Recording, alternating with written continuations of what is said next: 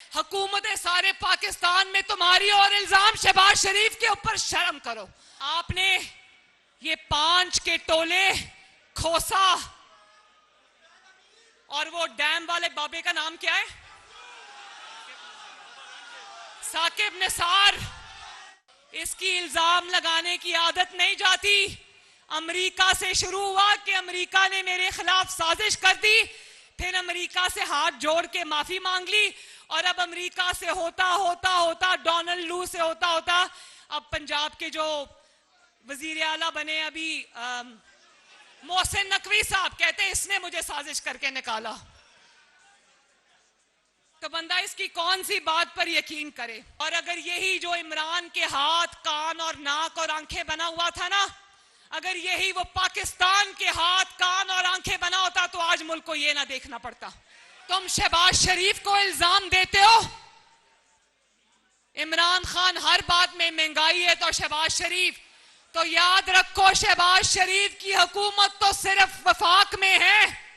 अभी 5-6 दिन पहले तक पंजाब में भी तुम्हारी हुकूमत थी, खैबर पख्तूनख्वा में भी तुम्हारी हुकूमत थी, बलोचिस्तान में भी तुम्हारी हुकूमत थी, गिलगित बल्तिस्तान में आज भी तुम्हारी हुकूमत है, आजाद जम्मू कश्मीर में आज भी तुम्हारी हुकूमत है। हुकूमत सारे पाकिस्तान में तुम्हारी और इल्जाम शहबाज शरीफ के ऊपर शर्म करो। नौजवानों, मेरे बच्चों, मेरी बात सुनो, आपको पता होना चाहिए ये जिसको कहता था ना इमरान खान कि मेरे हाथ है ये, मेरी आंखें हैं ये, मेरे कान है ये, तो ये हाथ, आंखें और कान खैबर पख्तूनख्वा में पोस्टेड था।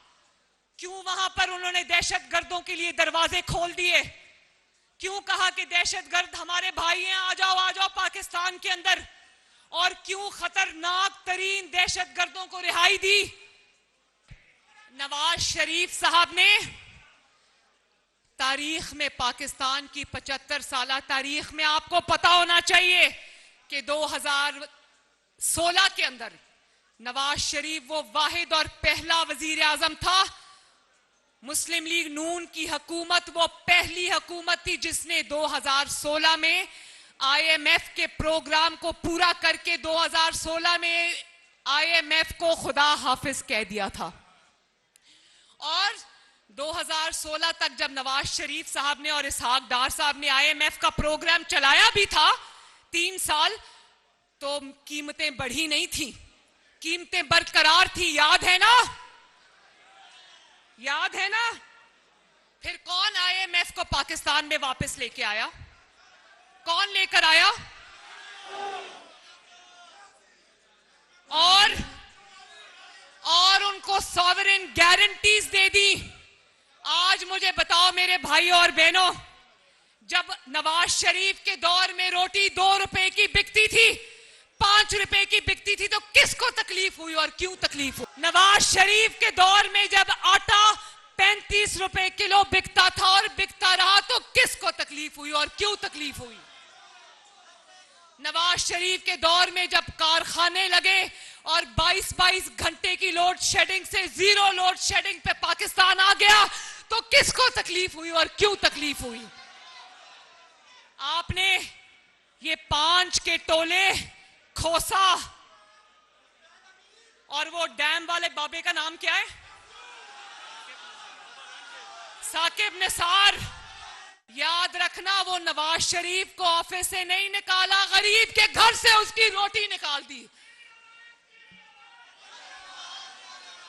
नवाज शरीफ से कुर्सी नहीं छीनी, नवाज शरीफ से उसकी सदारत नहीं छीनी, गरीब से उसकी सस्ती रोटी छीन ली, गरीब से उसकी सस्ती गैस छीन ली, पाकिस्तान से उसकी तरक्की छीन ली, पाकिस्तान में जो इतने बड़े बड़े काम हो रहे थे वो छीन लिए।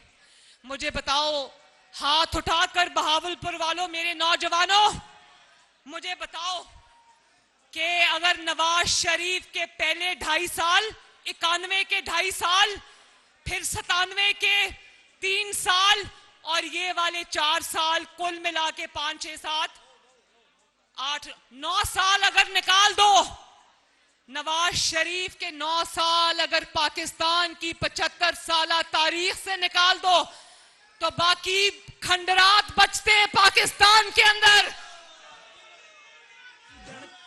जो मंसूबा उठाकर देख लो, जो आज हम बड़े फख्र से दिखाते हैं, बताते हैं। कोई गैर मुल्की आ जाए तो उसको बताते हैं कि हमारे मुल्क में मोटरवेज हैं, हमारे मुल्क में हाईवेज का जाल है, हमारे मुल्क में गवादर बंदरगाह जो है वो इतनी तरक्की कर गई है सीपैक के बाद, हमारे मुल्क में ऑरेंज ट्रेन है, मेट्रो बस है, तो किसका नाम आता है?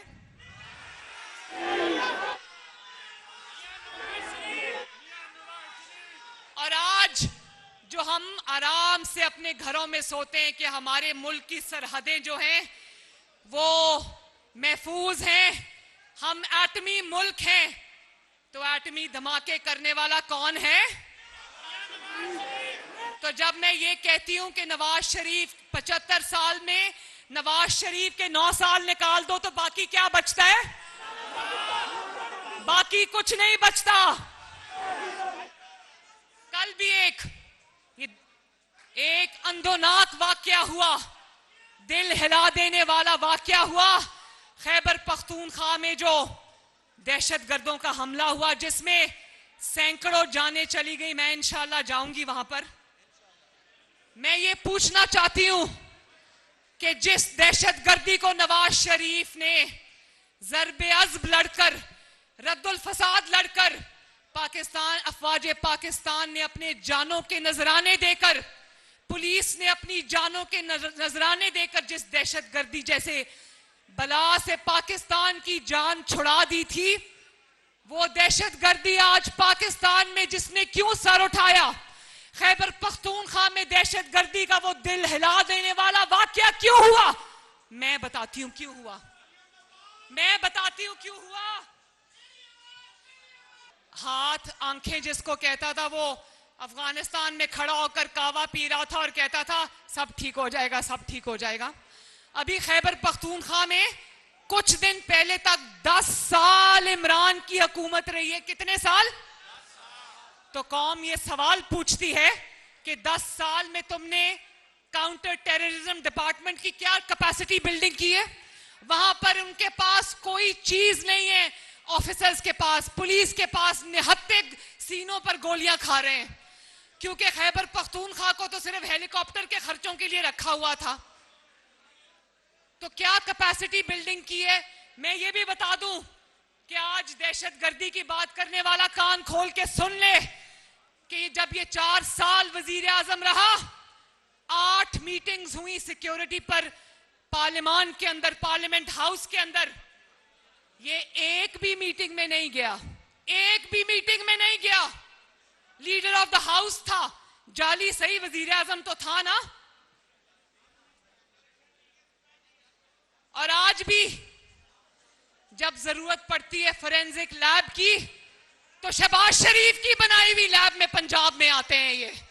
नवाज शरीफ को दुख इस बात का नहीं कि उसकी कुर्सी चली गई, नवाज शरीफ को दुख इस बात का है कि जो एक एक ईंट लगाकर 2013 से 2017 तक कामयाबियां समेटी थी, मुल्क के अंदर भी और मुल्क के बाहर भी, वो सब इस 5 के टोले ने गंवा दी।